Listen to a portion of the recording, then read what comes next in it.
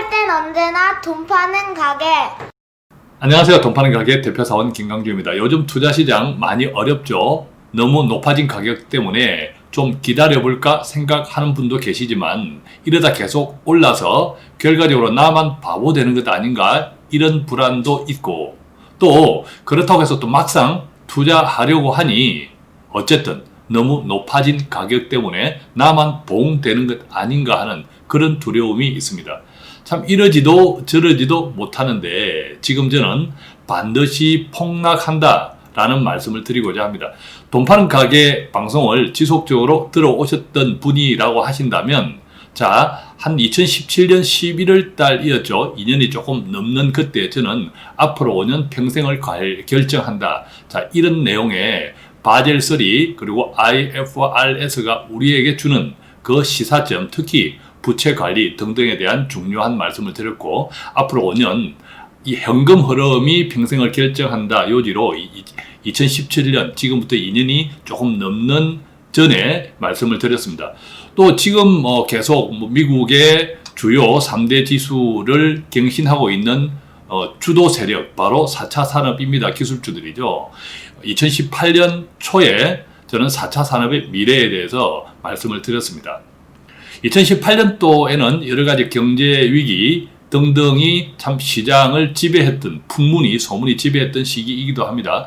대부분의 많은 유튜버들, 정보들이 시장 폭락, 경제 위기를 이야기했지만 저는 반대로 금융위기 실체가 없다, 자신감을 가져라 라는 말씀을 긴급해서 한 1시간짜리 정도로 편집해서 말씀을 드렸습니다. 그때도 굉장한 주가 폭락이었죠. 또한 정확하게는 2018년 10월 29일입니다. 한국 주식시장이 너무 폭락을 해서 거의 투자자들이 매도 분위기였습니다. 매도에 완전 쏠렸죠. 불안감이 시장을 휩쓸고 있을 때입니다. 밤중에 저는 힘들어도 지금 팔지 말라고 말씀을 드렸고, 그 이튿날부터 다시 주가는 안정, 제자리를 찾아 돌아왔습니다. 뿐만 아니라 지난해죠. 2019년도 그동안 시장을 계속 이제 짓누르고 왔었던 경제위기, 금융위기론 등 이런 등등을 자본의 역습 부자들의 음모라고 이제 말씀을 드렸습니다. 결국 이제 이 경제위기로는 정직하지 못한 이 숨은 그림자가 있다, 그런 말씀을 한번 해드렸고, 자, 실제로 2018년도 그 주식시장의 패닉이 왔었던 그 해에 돈 파는 가게는 구체적으로 주식 투자를 얼마를 벌었을까라는 이야기를 실제 거래 자료 화면을 공개하면서 말씀을 드렸습니다. 2018년도 대부분 자선운용사 또 자문사들이 마이너스 수익률을 거뒀지만 돈 파는 가게는 정말 운이 좋아서 한 18% 정도의 수익을 거뒀다, 그런 말씀도 드렸고요. 사실 이제 주식 시장이 좋다 나쁘다를 떠나서 또 종목 선택은 별개의 문제이기도 합니다. 여러 가지에 저는 운이 좋았다고 생각을 합니다. 2019년도 초반이었죠. 1월달 다우 지수, 나스닥 그리고 S&P 500 3대 지수가 미국 급락을 했습니다. 그때 또 저는 이런 말씀을 드렸습니다. 앞으로 3년 내에 금융위기 없고 5년 후 주식 2배 간다 말씀을 드렸는데, 결과적으로 2019년 한 해 동안 미국 3대 지수 30% 가까이 올랐습니다. 엄청나게 많이 오른 거죠. 2019년 여름이었습니다. 여름에 저는 이제 반년만 더 버텨보자, 숫자는 거짓말 하지 않는다 라는 내용을 말씀드리면서 50년 장기 상승, 경기 주기, 즉 콘트라티브에 대한 말씀을 드렸습니다. 자, 이렇게 쭉 말씀을 드린 이유, 결과적으로 지난 2, 3년 동안 시장의 많은 불안, 또 경제 위기론이 팽배했던 그 시기에 저는 일관되게 굴곡은 있겠지만 추세적 상승은 지속된다라는 말씀을 드렸고, 다행히도 그리고 운이 좋아서 지금껏 그때 말씀드린 그 기조대로 시장은 흘러가고 있습니다. 그런데 오늘 저는 반드시 폭락한다라는 말씀을 준비했습니다. 자, 반드시 폭락한다라고 할 때 언제 폭락하느냐? 자, 이 지점이 굉장히 또 관심이 많겠죠. 저는 2020년 올해 투자 시장은 잦은 폭락이 잦을 것이다 라는 말씀을 미리 드립니다. 그리고 또한 이것이 경제위기, 금융위기는 아니다 라는 말씀 일관되게 드립니다. 시장은 언제나 폭락하기도 하고 폭등하기도 하고 또 상승 또 하락이 늘 교차하면서 시장은 추세적으로 상승한다. 저는 이렇게 일관되게 말씀을 드리고요. 다만 올해 2020년도에는 2018년에 버금가는 잦은 폭락이 예고되어 있다. 자, 이렇게 정리해 드릴 수 있겠습니다. 자, 그럼 우리가 어떻게 해야 할까요? 잘 이해하고 잘 준비하면 2020년에 이 시장은 기회가 더 많습니다.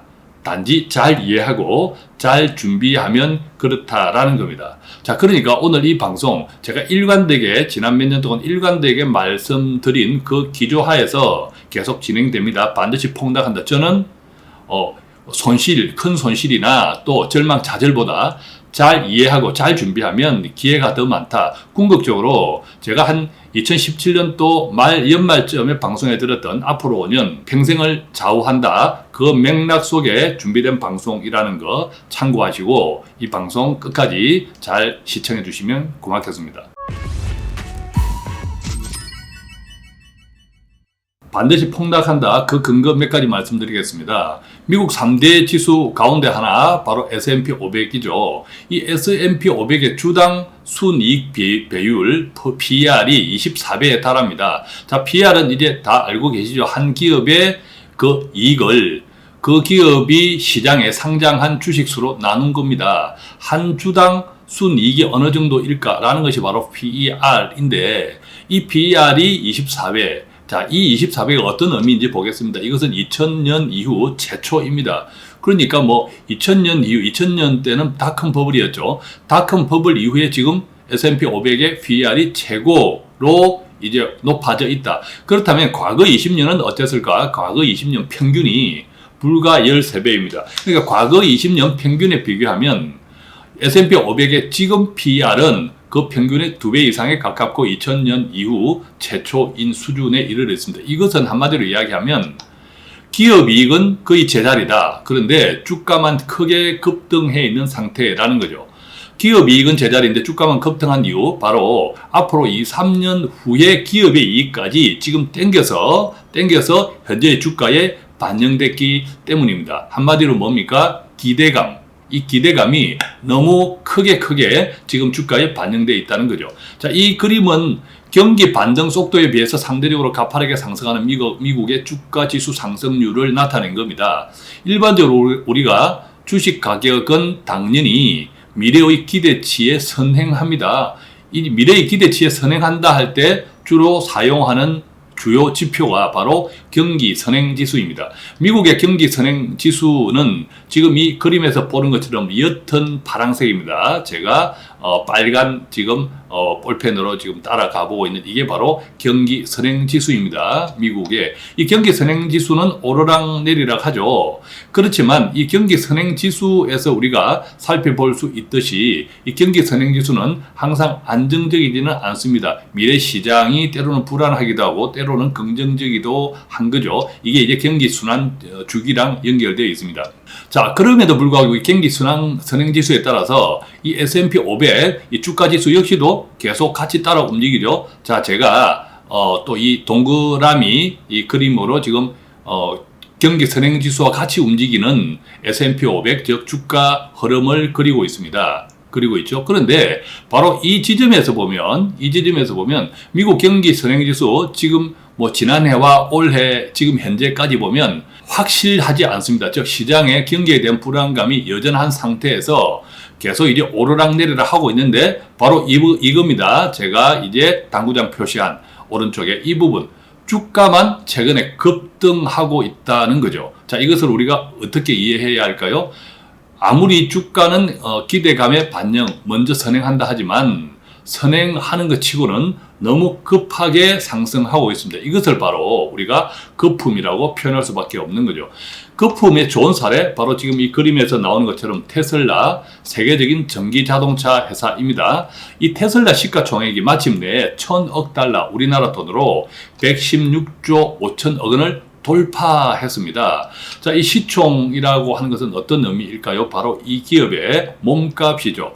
이 전기자동차 회사 테슬라는 우리가 이제 기존 우리가 내연기관 자동차라고 하죠. 기존의 자동차, 제너럴 모터스 그리고 포드, 이 포드 두 회사의 몸값, 즉 시가총을 합친 것보다 지금 많습니다. 물론 테슬라는 전기 자동차를 현재 지배하는 막강한 회사이고 앞으로의 미래 성장 잠재력도 굉장합니다. 계속 지금 우리가 애플 스마트폰 시장에 애플과 애플 아닌 또 이렇게 구분하지 않습니까? 마찬가지로 앞으로 전기 자동차 시장에서도 테슬라가 아닌 이런 쪽으로 이제 구분될 정도로 구분되리라고 예상하는 정도로 테슬라의 위상 그리고 앞으로의 미래 성장 잠재력은 굉장합니다. 기술의 진보, 그 발전 속도도 굉장합니다. 틀림없는 사실입니다. 그렇지만 자, 이 자료를 보시면요, 지난해 GM 내연기관을 대표하는 GM과 포드 지난해 이 매출을 보면 미국과 중국에서 GM은 290만 대를 팔았고 포드는 300만 대를 팔았습니다. 반면 테슬라는 전 세계에서 고작 36만 7,500대를 팔았습니다. 이건 역시도 4분기 중국에서 이제 좀 신형 테슬라 전기자동차가 급매출을 일으키면서 많이 반영된 겁니다. 어쨌든 2019년 자동차 매출만 가지고 보면 GM, 포드에 비해서 테슬라는 거의 한 3분의 1, 10분의 1 수준 정도에 불과합니다. 자, 그럼에도 불구하고 아까 말씀드린 지금 내연기관 자동차 시장은 가고 미래 자동차는 전기, 수소, 친환경 자동차인 것은 틀림없기 때문에 테슬라에 대한 기대주가, 기대치가 주가에 반영되는 것은 괜찮지만 당연히 일리가 있습니다만 그것이 너무 지나치게 반영되어 있다는 거죠. 구체적으로 보면요, 이 테슬라의 주당 순이익 비율 PER, 자 PER은 이해하셨죠? 이제 무려 270배입니다. 반면 GM의 PER은 6배, 포드는 7배에 불과합니다. 자, 그러니까 이 테슬라의 지금 주당 순이익 비율 PER이 GM과 포드하고 비교할 때도 차이가 나도 너무 엄청나게 차이가 난다는 거죠. 이 테슬라의 주당 순이익 비율 PER을 우리가 아까 말씀드린 S&P 500의 시장 평균 20년간 평균 한 14 정도에 비교한다고 하면 이것은 시장의 평균보다 무려 200배 가까이 거품이 많이 이제 끼어 있다. 자, 그렇다면 왜 이처럼 시장은 테슬라뿐만 아니라 경기 선행지수의 불확실성에도 불구하고 주가는 이렇게 단기 폭등을 했을까요? 결과적으로 지금 주식시장은 유동성 확대에 의해서 스스로의 논리로 움직이고 있다. 유동성 확대는 뭡니까? 돈이 엄청나게 풀어져 있다는 거죠. 우리가 알고 있는 것처럼 계속 이런저런 방법으로 특히 미국 달러 찍어내고 미국 연준에서 자산 매수 등등에 이따가 설명드리겠습니다만 다양한 방법으로 돈을 시장에 풀고 있습니다. 자, 그래서 지금 주식시장의 현실은요, 어떠냐 하면 이미 테슬라를 비롯해서 마이크로소프트, 애플 등등 이 최고가를 갱신해버린 주요 자산 가격을 그대로 유지하면서 저 거품이 꺼지는 것을 원치 않으면서 펀더멘탈, 바로 기업의 이익, 기업 실적이 현재의 높아진 주가를 따라와 주기만을 그냥 학수고대에 넣어놓고 기다리고 있는 입장입니다. 이게 가능할까요? 불가능합니다. 왜? 역사적 경험들이 그것을 증명하고 있습니다. 자, 지금 이 그림에서 보면 중앙은행이 공급하는 유동성은 자산 가격의 필수 조건이 되어버린 현실이다. 자, 여기에 제가 이제 빨간 선으로 따라가는 이 선이 미국의 연준에서 계속 돈을 공급한 유동성입니다. 반면 다시 제가 따라가는 이 빨간 선은 S&P 500 지수입니다. 같이 거의 동방상승하고 있죠. 그러니까 결국 지금은 미래의 주식 가격 기대치보다 훨씬 많이 거품이 쌓인 이유 바로 유동성이다라는 거죠. 자, 지금 현재 이제 미국 연준의 유동성 확대 수단은 달러를 무작정 그냥 찍어내는 것이 아니라 일종의 자산 매입 QE2라는 프로그램을 진행하고 있는데, 자, 이 내용은 여러 가지 경제 뉴스에 관심이 있는 분이라면 많이들 들어보셨을 겁니다. 단기물 위주 자산 매입 RP 거래, RP는 뭡니까? 한매 조건부 채권이죠. 자, 이런 등등의 장기가 아니라 단기물 위주 자산을 매입하면서 돈을 시장에 풀고 있습니다. 자, 이 QE2는요, 이 과거의 현재로 좀 나누어 보면 과거에 이런 사례가 있었습니다. 2010년 11월 달에서 2011년 6월 달까지 한 7개월, 8개월 정도 이렇게 지속된 QE2, 현재와 같은 이런 유동성 확대 수단이 있었고, 자, 이걸 현재와 비교하면 이 유동성 확대 자산 매입 프로그램은 2019년 10월부터 2020년 올해 6월까지 일단 예정되어 있습니다. 과거와 현재 비슷한 사례를 보면 기간도 비슷하죠. 그런데 중요한 것은 이 QE2 종료 6개월 전부터 투자 시장의 변동성이 급증합니다. 왜 그러냐면요, 이 종료 6개월의 종료 기간이 다가올수록 이 유동성에 대한 기대는 여전히 있지만 계속 돈이 공급되고 있으니까 유동성에 대한 기대는 있지만 이제 유동성이 끝나면 혹시나 하는 불안감, 즉 유동성이 끝났음에도 불구하고 기업 실적이 경기가 확실하게 상승하지 못하면 어쩔까라는 불안감이 공존하면서 굉장하게 시장은 변동성이 급증합니다. 이걸 이제 현재 투자 시장에 적용하면, 자, 현재는 QE2가 2019년 10월부터 2020년 6월 달로 예정되어 있다고 하면 올해 6월 달까지, 2020년 6월 달까지는 주가 변동성이 급증할 가능성이 커져 있다. 자, 이렇게 이해할 수 있겠고요. 부채 역시도 마찬가지입니다. 돈이 풀어지면 당연히 한국도 마찬가지지만 부채도 역사상 최고점을 찍고 있습니다. 자, 이 그림은 역사상 부채가 어느 수준에서 제일 많이 급증했고 또 부채가 크게 감소했느냐를 이제 나타내는 그림인데, 자, 2009년 언제입니까? 바로 글로벌 금융위기. 그리고 그로부터 10년 전 언제입니까? 바로 닷컴 버블. 자, 이런 현상들입니다. 자, 이때 보면 2008년, 9년 이런 글로벌 금융위기 때도 그 전에 부채가 급증했다가 바로 위기로 붕괴되면서 부채가 크게 감소합니다. 부채가 크게 감소했다는 것은 자산이 많아져서 갚았다라는 뜻이 아니라 망하면서 강제로 부채가 줄어든 거죠. 부채를 청산하게 된 겁니다. 강제적으로. 또 닷컴 버블 때도 마찬가지입니다. 계속 치솟던 부채가 닷컴 버블로 많은 기업들이 붕괴하면서 강제로 이제 부채가 청산하는. 자, 그런데 지금 이제 오른쪽에 그림 보시면 지금까지 계속 부채가 증가하고 있습니다. 이 숫자, 이 꼭지점을 보시면 과거 글로벌 금융위기 그리고 2000년 닷컴 버블 때보다 더 높이 상승해 있다는 것을 느낄 수 있을 건데, 이때 뭡니까? 바로 금리가 1%라도 오르면 굉장히 큰 비용이 증가하면서 위기에 봉착할 수 있기 때문이다라는 거죠. 자, 결과적으로 미국 GDP 대비 비금융기업의 부채 비율은 금융위기 이상 수준으로 지금 상승해 있습니다. 등락 비율도 최고인데요. 이 등락 비율이 뭐냐면 그냥 기술적인 하나의 좌표입니다. 어떤 주식시장에서 일정 기간 동안의 상승 종목 수와 하락 종목 수를 나누어서 이제 퍼센트로 따져본 겁니다. 일정 기간 동안 주식시장에서 오른 종목, 낮은 종목 숫자로 이제 나누어서 표현해 본 건데, 현재 미국과 유럽 등 주요국의 이 주식시장의 등락 비율은요, 2000년 1월 역사상 최고 수준의 이상에 도달해 있다고 합니다. 자, 그러니까 그냥 한마디로 이야기하면 지금 현재 주식시장의 등락 비율은 역사상 최고다, 이렇게 이해할 수 있겠죠. 이래서 제가 지금까지 말씀드린 것은 지금 주식시장의 거품이 아주 팽배해 있다. 이것을 한마디로 이야기하면 거품은 대개 형태가 비대칭적이라는 말과 일치합니다. 비대칭적인 뭐죠? 기업 실적은 변함이 없거나 오히려 떨어지는데 주가는 크게 오르는 이런 비대칭적을 바로 현상을 거품이라고 표현합니다. 자, 이 거품은 천천히 시작되어 점차 가속되다가 붕괴는 짧고 가파르게 진행됩니다. 다 기억하시겠죠? 자, 이 같은 경우는 결국 아까 이제 부채 청산 그림을 보셨듯이 이 부실 자산이 강제 청산되기 때문인데, 자, 이 이야기는 누가 했냐? 세계적인 채권왕으로 알려진 조지 소로스가 발간한 책, 거의 저서 억만장자의 고백에서 나오는 책입니다. 한마디로 이제 이렇게 부채 청산, 거품 청산 과정은 이루어지는 거죠. 거품이 천천히 시작되어 점차 가속, 페달을 밟다가 이때 붕괴되면 정말 절벽에서 떨어지는 것처럼 짧고 가파르게 진행된다. 왜? 부실 자산이 강제 청산되기 때문입니다.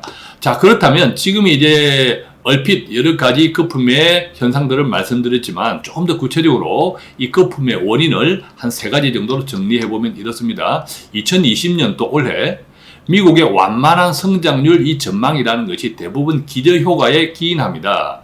즉 2018년, 19년 여러 가지 위기, 설, 또 미중 무역 전쟁 등등으로 미국의 기업 실적이 떨어져 있는데 떨어져 있는 그것을 바탕으로 2020년 성장치가 나옵니다. 즉 본전을 찾아가는 겨우 본전을 찾아가는 그것이 이 미국의 지금 현재 성장률 전망이라는 거죠. 본전 이상이 아니라 본전을 찾아가는.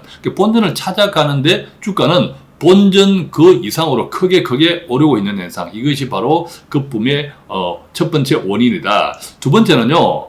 앞서 이제 경기 선행지수 표를 보았지만 경기 상승 전망이 아직도 불확실합니다. 불확실한데 어떤 현상만 있습니까? 주가만 계속 급등하고 있는 현상이 있는 거죠. 세 번째는 결과적으로 이미 높아져 버린, 즉 고주가, 테슬라처럼 예를 들면 엄청나게 올라버린 이 주식 자산 가격이 펀더멘탈 기업 실적에도 오히려 부담이 되고 있다. 자, 이런 현상입니다. 그러니까 너무 자산 가격이 올랐기 때문에 기업 실적을 우리가 이제 분기마다 발표하는데 어지간하게 좋은 실적으로 발표하지 않으면 그 기업의 주가가 급락할 수 있는 그런 부담을 안고 있다라는 거죠. 자, 한국을 포함해서 신흥국도 마찬가지입니다. 일반적으로 미국은 세계 최대의 시장이기 때문에 미국이 좋으면 글로벌 낙수 효과, 특히 신흥국들이 그 효과를 얻죠. 자, 그런데 지금은 이 미국의 수요 창출이 신흥국 수입 확대로 이어지는 긍정적 파급 효과가 떨어져 있습니다. 왜죠? 바로 세계적인 보호무역주의 경향 때문에 그렇다라는 거죠.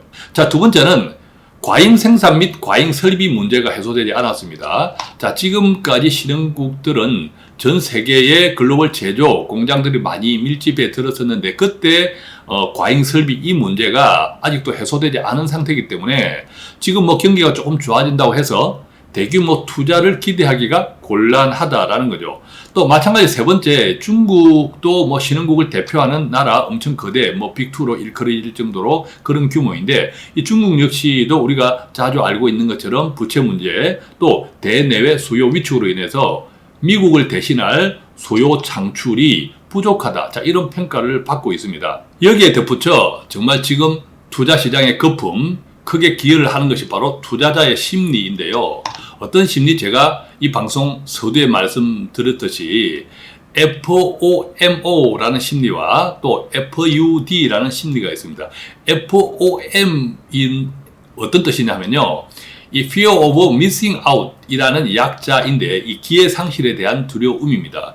지금 주식에 투자하기는 조금 부담스러워서 머뭇거리고 있는데 반대로 계속 올라서 다른 사람들은 큰 이익을 얻을 수 있는데 나만 기회를 놓치는 것은 아닐까라는 두려움. 그게 이제 FOMO이고요. 반대로 이제 FUD는 미래의 불확실성과 상승에 대한 의심. 자, 이것을 뜻하는 것이 바로 FUD입니다. 자, 일반적으로 상승할 때, 주식이 상승할 때는 FOMO 심리가 강하게 투자자들을 붙듭니다. 그래서 소위 그냥 꼭지에 막 이제 추격 매수들을 하죠. 반대로 이제 하락할 때는 FUD, 즉 미래의 불확실성, 또 상승에 대한 의심. 하락할 때 투자를 할 수 있다는 것은 상승에 대한 확신이 있어야 들어가는데 이 상승에 대한 의심, 즉 FUD가 지배를 하면서 하락장에서는 오히려 더 떨어질 것 같은 두려움에 휩싸이면서 막 이제 반토막에도 팔고 나갑니다. 여윳돈인데도 불구하고 말입니다. 그래서 이제 개인 투자자들이 이런 심리 지배를 받으면서 제대로 상승장에서도 이익을 못 보고 또 하락장에서는 더 크게 손해보는 일이 되풀이 되는데 지금의 투자 시장도 이 개인 투자자들의 심리, 즉 FOMO가 많이 작용하는 것 아닌가 이런 생각이 듭니다. 자, 그러면 제가 서두에 말씀드렸듯이 제가 이제 반드시 폭락한다. 이 폭락의 이해, 이 폭락의 뜻을 잘 이해하는 것이 앞으로 어떻게 준비하고 대처해서 오히려 큰 기회로 삼을 수 있을까? 그 바탕이 됩니다. 한번 정리해 보면요. 폭락의 이해 첫 번째는 이 폭락이라고 하는 건 투자 시장의 자연적인 생태계입니다. 추나 추동처럼. 자, 이 그림에서 보면 여기 이제 아랫부분에 이 그래프, 이 그림들은 기업 실적입니다. 정상적으로 이렇게 기업의 실적이 이렇게 계속 증가하면서 바로 이 하살표로 선 기업 주가도 같이 증가하겠죠. 이게 이제 주가라는 거죠. 이게 가장 이상적이고 이론적입니다. 그런데 아까 말씀드린 것처럼 특히 테슬라 주가는 기업 실적에 후행적으로 결과를 보고 반응하는 것이 아니라 그 기업의 미래에 더 오르겠다, 더 실적이 좋겠다라는 기대감 때문에 먼저 반영을 합니다. 즉 먼저 오른다라는 거죠. 그래서 주가는 이렇게 길게 보면 나중에 결과가 나타나지만 구체적인 시간을 잘라서 이제 현미경으로 보면 요렇게 크게 오르다가 다시 떨어졌다가 오히려 또 더 마이너스 되었다가 또 크게 오르다가 자, 이런 것을 반복하면서 주가는 올라갑니다. 자, 이때 정상적인 기업 실적보다 너무 앞서서 크게 오른 이 구간들이 바로 거품이고 이것은 언젠가 다시 이렇게 하락합니다.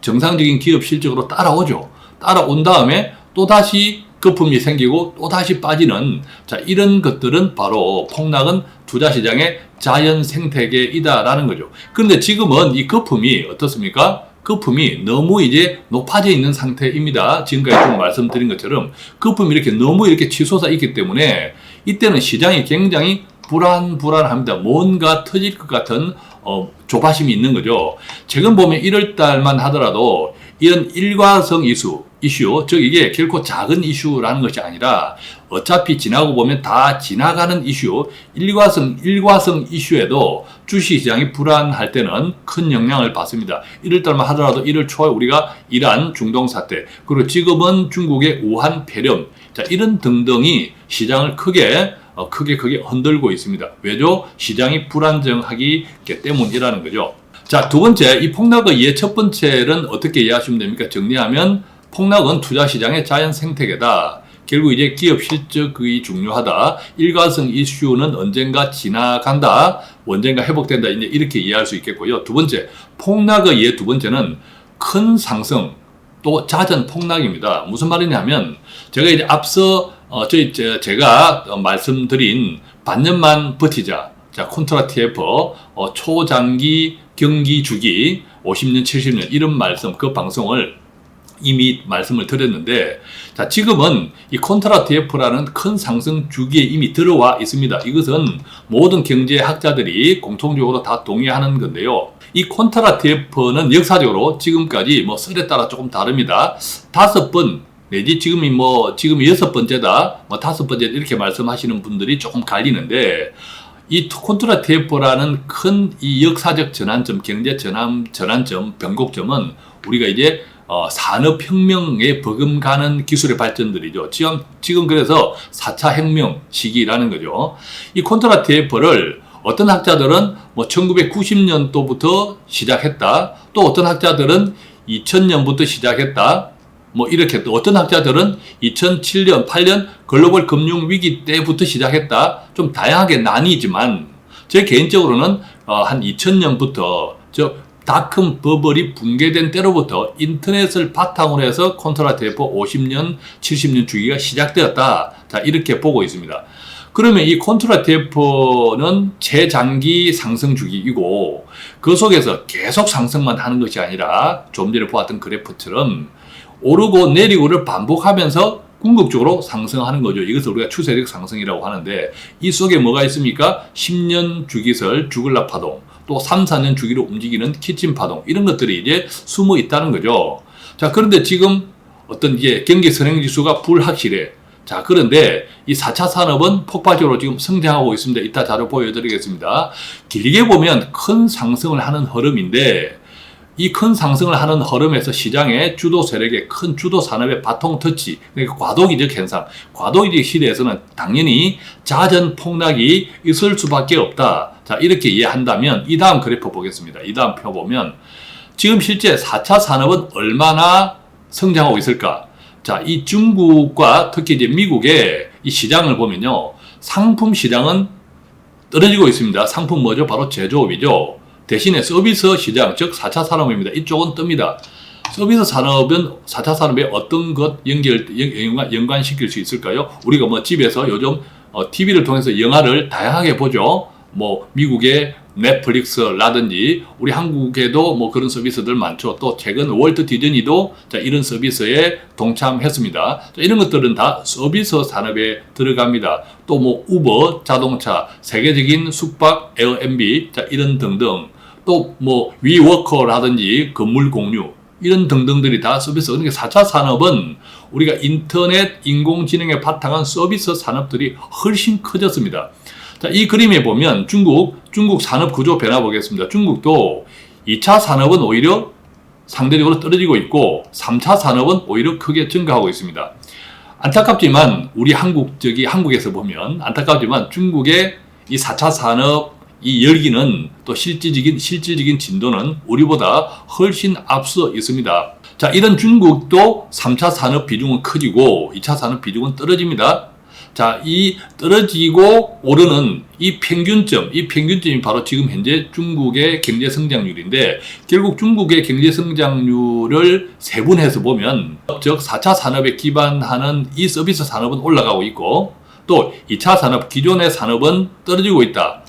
그러면서 지금 중국의 경제 성장률 평균을 이루고 있다. 이렇게 이해하시면 되고요. 미국도 마찬가지입니다. 개인 소비 지출 항목별 비중을 보면 서비스는 어떻다고 했죠? 바로 4차 산업 기반되는 서비스 매출은 계속 이렇게 올라가고 있습니다. 또 반면 기존의 제조업 상품 매출은 떨어지고 있습니다. 이 평균이 바로 미국의 경제 성장률이죠. 그러니까 미국의 경제 성장률도 세부적으로 뜯어보면 4차 산업은 성장하는데 이 제조업, 기존 산업들은 떨어지고 있다. 이렇게 이해해 볼 수 있겠습니다. 그러니까 지금의 컨트롤 대회 아까 말씀드린 바통 터치, 큰 산업혁명의 바통 터치를 하는 이 과도기 기간이기 때문에 당연히 시장은 어수선하고 경제도 불확실하고 이 속에서 어느 쪽 시장이 확실히 성장하고 있느냐가 대단히 중요한데, 만약 이 서비스 4차 산업의 매출이 미미하고 또 성장하지 않는다면 이건 정말 치명적인 문제입니다. 그렇지만 뜯어보니까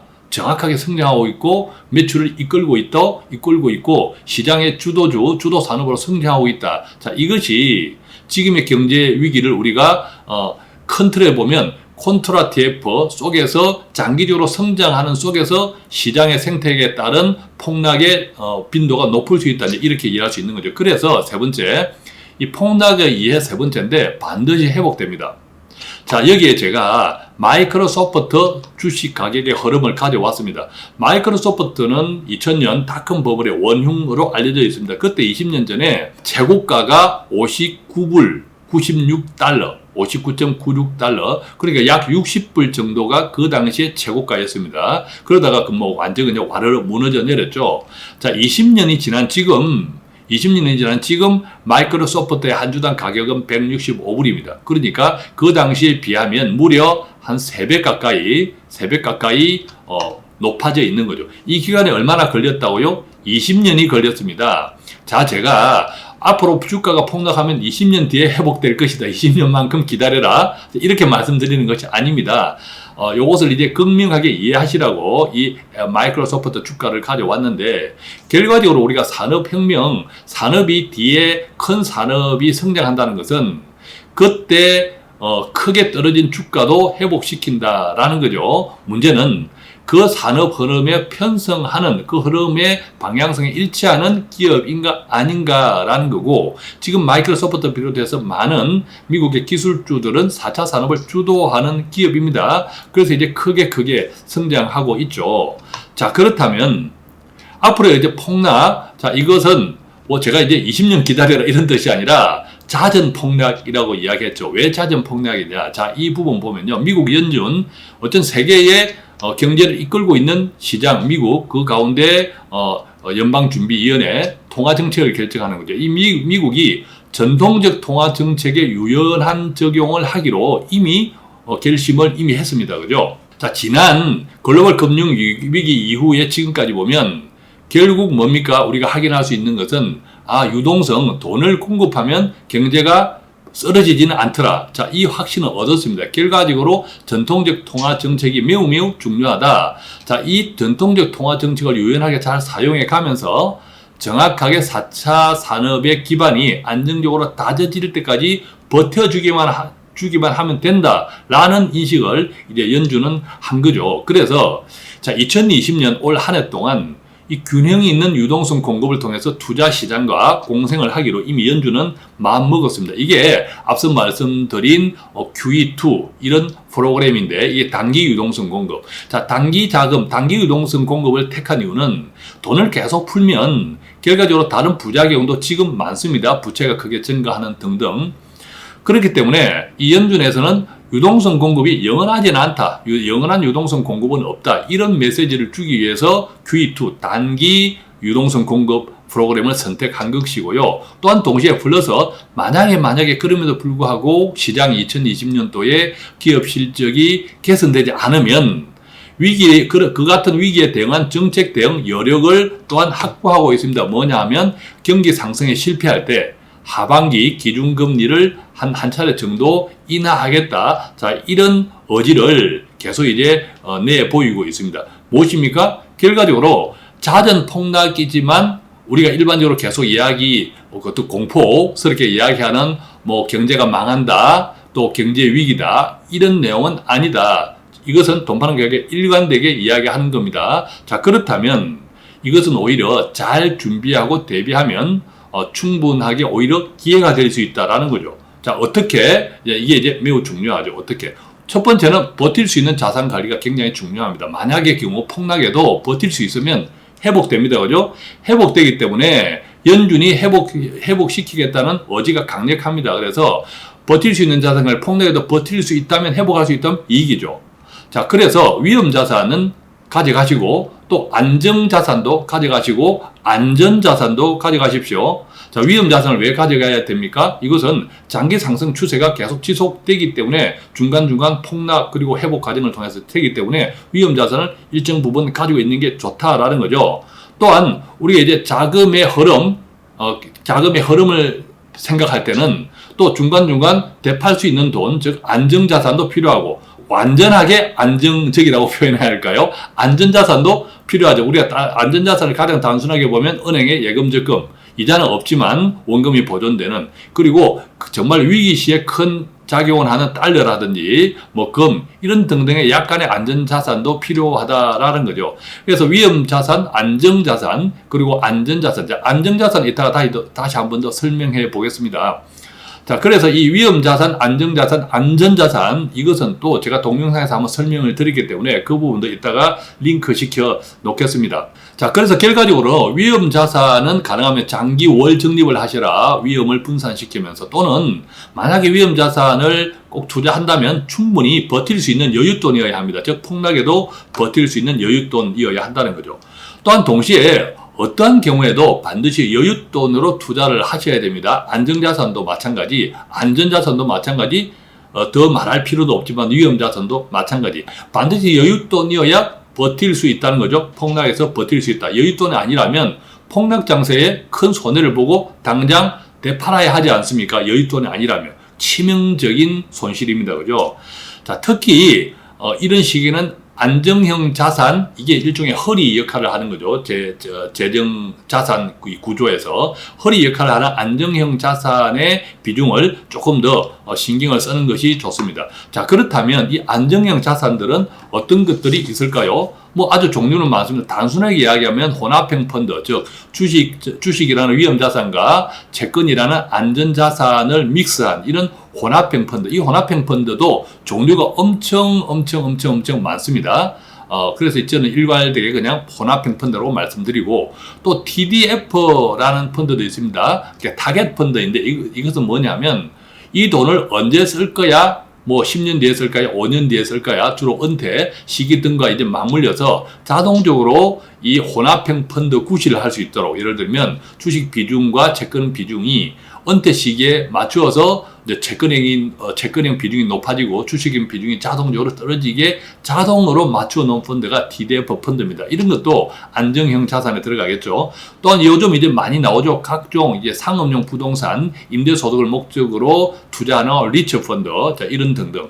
또 대체자산 펀드도 있습니다. 대체자산 펀드는 어떤 거냐면 주식에도 채권에도 또 뭐 기업들의 인수합병 M&A도 또 인프라 우리가 뭐 지하철 9호선처럼 이런 인프라 산업에 투자하는 기업에 투자하는 또 환율에도 투자하고 금에도 투자하는 이런 다양하게 투자하는 대체자산 펀드. 이게 대체자산 펀드는 한마디로 이 대체자산 펀드 그 자체에서 분산을 이루고 있다. 자, 이런 펀드. 그 다음에 좀 목돈이 있으신 분들, 또 장기 안정적인 소득을 원하시는 분들은 뭐 브라질 국채, 요즘 계속 브라질 쪽의 주가가 더 많이 상승하고 있습니다. 헤알라도 요즘은 이제 괜찮죠. 등등의 이런 브라질 국채. 그리고 이제 특히 브라질 국채는 헤알라의 변동성이 목적이 아니라 장기 안정적인 비과세 이자, 배당, 이자죠. 이자가 목적입니다. 그래서 이걸 10년 정도로 계속 받는다고 생각하면 그 과정에서 뭐 헤아라 변동성에 설령 환차손이 있다 하더라도 별로 손해가 별로 없는 그렇게 이해하시고 또 반대로 환차 이익까지 기대할 수 있다면 더 땡큐인 상품이 바로 브라질 국채입니다. 이것도 잘 이해하시고 안정형 자산이다 생각하시면 되고요. 또 이제 고배당 ETF, 이 고배당 ETF라고 하는 것은 배당이라는 것에 초점이 있습니다. 그것도 고배당이죠. 고배당이니까 이자가 안정적으로 나온다. 자, 이렇게 이해하시면 되겠는데, 자, 결과적으로 이제 안정형 자산이라는 것은 가능하면, 자, 이것들을 섞어찌개로 만들 수도 있지만, 구체적으로는 궁극적으로 어떤 목적이냐 하면요. 안정형 자산의 이 속성은 제가 지난번에 한번 고배당 ETF 하면서 미국의 ETF SPHD를 한번 설명드렸는데 이 부분을 이제 조금 전에 안정형 자산의 속성과 비교해서 다시 한번 구체적으로 설명해 드리면 이렇습니다. 이 미국 ETF SPHD는 세 가지 속성에 따라서 우리의 수익이 결정됩니다. 기본적으로는 고배당 ETF죠. 그래서 1년에 4에서 4.5%의 배당 이자가 매월 12개월로 매월 나누어서 들어오는 이게 이제 고정입니다. 이게 안정적인 것이죠. 이걸 기반으로 해서 일단 해외 미국 ETF니까 달러 자산으로 들어갑니다. 그러니까 달러 자산으로 들어가니까 달러가 이게 만약에 이 상품을 다시 팔 때 그때 달러가 올랐냐 달러가 내렸냐 즉 원화하고 대비해서에 따라서 올랐다면 환차익을 기대할 수 있고 내렸다면 환차손의 손실을 또 감내해야겠죠. 그런데 이 달러라는 것이 결국 이제 달러가 오르면 미국에서 달러가 오르면 미국 기업들이 불리합니다. 또 미국의 달러가 내리면 미국 기업들은 유리하죠. 자, 기본적으로 그것이 이 미국 ETF니까 펀드죠. 주식에 투자하는 펀드인데 그 기업들의 달러가 오르면 그 기업들의 실적이 좋아지고 달러가 실적이 나빠지고 달러가 내리면 그 기업들의 실적이 좋아집니다. 대략 이론적으로는 그렇습니다. 꼭 항상 그런 것은 아니지만 그렇기 때문에 이 펀드가 주가 수익 펀드가 오를 수 있고 내릴 수 있는 것이 달러가 오를 수 있고 내릴 수 있는 것하고 서로 보완적인 관계에 있습니다. 그러니까 결과적으로 정리하면 이 안정형 자산이라는 것이 기본적인 어떤 이런 배당 수익 소득이 있고 그 다음에 다른 요소, 다른 두 가지 요소, 달러의 방향성 그리고 펀드니까 이 주가의 방향성이 서로 보완을 하면서 전체적으로는 안정형 자산으로 그 구실을 누릴 수 있다. 자, 이렇게 이해하면 좋겠습니다. 자, 오늘 이렇게 해서 요즘 이제 불안하게 바라보는 투자 시장을 정리해드렸고, 잦은 폭락이라고 말씀드리고, 자, 이것을 잘 준비하고 대처하면 오히려 큰 기회가 될 수 있다는 말씀까지 드렸습니다. 도움이 되셨습니까? 자, 돈파는 가게 오늘 또 돈 되는 정보를 배달해드리기 위해서 열심히 노력하고 있습니다. 구독하시거나 다른 좋은 분들에게 공유해 주시면 더욱 감사드립니다. 간단한 문의는 02-536-0153 또한 카카오톡 플러스 친구 1대1 채팅창 통해서 문의해 주시면 언제든 아는 범위 내에 성실히 답해 드리겠습니다. 고맙습니다.